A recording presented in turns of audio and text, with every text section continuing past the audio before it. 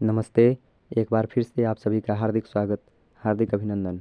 आज हम लेकर आए हैं पृथ्वीराज रासो से संबंधित जितने भी महत्वपूर्ण प्रश्न बन सकते हैं उन सभी प्रश्नों को लेकर एक बार फिर से आपके बीच उपस्थित हूँ। इस श्रृंखला में हम लोग 1000 प्रश्नों को देखेंगे और उस पर बात करेंगे जो हिंदी साहित्य, नेट, जेआरएफ और उससे संबंधित जितने भी महत्वपूर्ण हिंदी साहित्य से संबंधित प्रतियोगी परीक्षा है उन सभी के दृष्टिकोण से महत्वपूर्ण प्रश्नों की सीरीज जो हम चला रहे हैं उसमें आज देखते हैं इसको। सबसे पहला प्रश्न है अपना, हिंदी का पहला महाकवि आचार्य रामचंद्र शुक्ल ने किसे कहा है? आचार्य रामचंद्र शुक्ल ने हिंदी का पहला महाकवि किसे माना है? ऑप्शन है चंद-बरदाई, नरपतिनाल, जगनिक या इनमें से कोई नहीं। तो हिंदी का पहला महाकवि आचार्य रामचंद्र शुक्ल ने चंद-बरदाई को माना है। दूसरा प्रश्न है, हिंदी का पहला महाकाव्य कौन सा है? पृथ्वीराज रासो, पद्मावत, रामचरितमानस, प्रियप्रवास। तो जब हिंदी के प्रथम महाकवि चंद-बरदाई हैं तो उनके द्वारा लिखा गया जो महाकाव्य होगा वही पहला महाकाव्य होगा, इसलिए पृथ्वीराज रासो इसका उत्तर होगा। अगला प्रश्न, पृथ्वीराज रासो में कुल कितने सर्ग हैं? तो पृथ्वीराज रासो में ऑप्शन है 65, 66, 67, 69। तो पृथ्वीराज रासो में 69 सर्ग। नेक्स्ट क्वेश्चन, पृथ्वीराज रासो को किसने पूरा किया था? त्रिभुवन, जलहन, रसिक गोविंद, कुंभकर्ण। तो पृथ्वीराज रासो को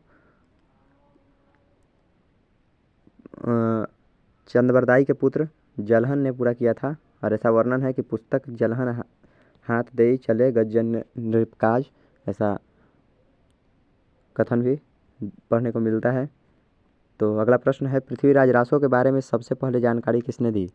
तो ऑप्शन है doctor Buhler, colonel tarred, Jayanaka या मैक्समूलर। तो सबसे पहले जानकारी दी थी कर्नल टार्ड ने। वर्तमान में पृथ्वीराज रासो के कुल कितने संस्करण उपलब्ध हैं? तो वर्तमान में पृथ्वीराज रासो के कुल 4 संस्करण उपलब्ध हैं। पृथ्वीराज रासो के बृहत संस्करण में कुल कितने छंद हैं? 16,306, 16,307, 16,308 और 16,309। तो पृथ्वीराज रासो के सबसे बृहत रूपांतरण जो है उसमें 16,306 छंद उपलब्ध हैं। अगला प्रश्न जिस पे बात करेंगे, पृथ्वीराज रासो के मध्यम रूपांतरण में कितने छंद हैं? 5,000, 6,000, 7,000, 8,000। तो मध्यम रूपांतरण में पृथ्वीराज रासो के 7,000 छंद उपलब्ध हैं। अगला प्रश्न, पृथ्वीराज रासो के लघु रूपांतरण में कितने छंद हैं? तो ऑप्शन है 3,000, 3,500, 4,000, 4,500। तो पृथ्वीराज रासो के लघु रूपांतरण में कुल 3,500 छंद मिलते हैं। पृथ्वीराज रासो के लघुत्तम रूपांतरण में कितने छंद हैं? ऑप्शन है 1100, 1200, 1300 और 1400। तो लघुत्तम रूपांतरण में 1300 छंद उपलब्ध हैं। आपको ये प्रश्नोत्तरी कैसी लग रही है आप कमेंट करके ज़रूर बताएं, और फिर अगर अच्छा लग रहा हो तो चैनल को सब्सक्राइब कर दें और वीडियो को लाइक करें। आपके लिए बहुत ही महत्वपूर्ण प्रश्नोत्तरी साबित हो सकती है। तो इसी बीच अगला क्वेश्चन, पृथ्वीराज रासो का सबसे बड़ा सर्ग कौन सा है? कनबज युद्ध, रेवा तट, पद्मावत समय, इनमें से कोई नहीं। तो पृथ्वीराज रासो का सबसे बड़ा सर्ग जो है वो कनबज युद्ध को माना जाता है। अब सबसे छोटा सर्ग कौन सा है पृथ्वीराज रासो का? तो ऑप्शन है पद्मावत समय, रेवा तट, कनबज युद्ध और इनमें से कोई नहीं। तो सबसे छोटा है पद्मावती समय, पद्मावती समय, और सबसे बड़ा कनबज युद्ध। ध्यान में रखने वाली बात है। और अगला क्वेश्चन, पृथ्वीराज रासो में कुल कितने तरह के छंदों का प्रयोग हुआ है? ऑप्शन है 65, 66, 67, 68।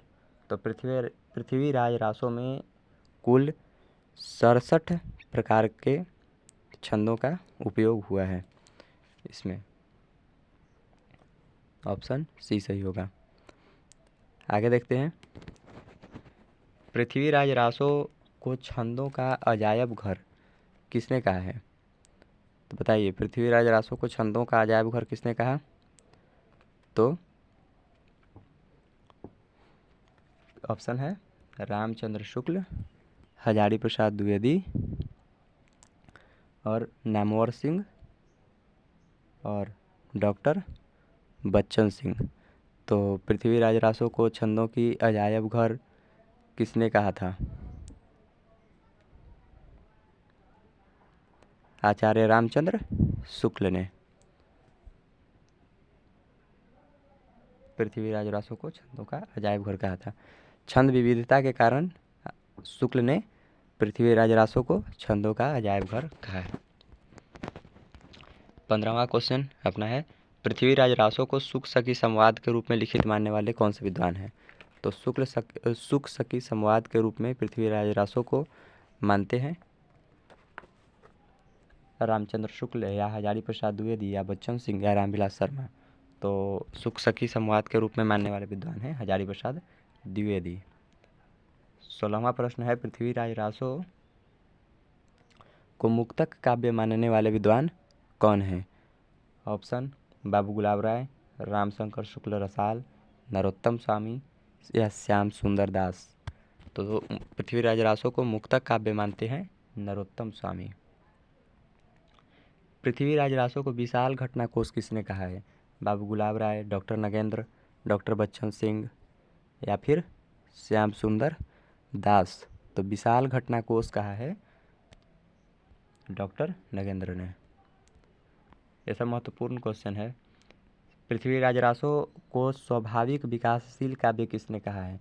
बाबू गुलाब राय, डॉक्टर नगेंद्र, डॉक्टर बच्चन सिंह, श्याम सुंदर दास। तो स्वाभाविक विकासशील काव्य महाकाव्य कहा है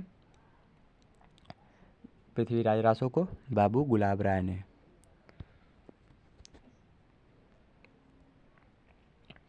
18वां प्रश्न है, पृथ्वीराज रासो को विशाल वीर काव्य किसने कहा?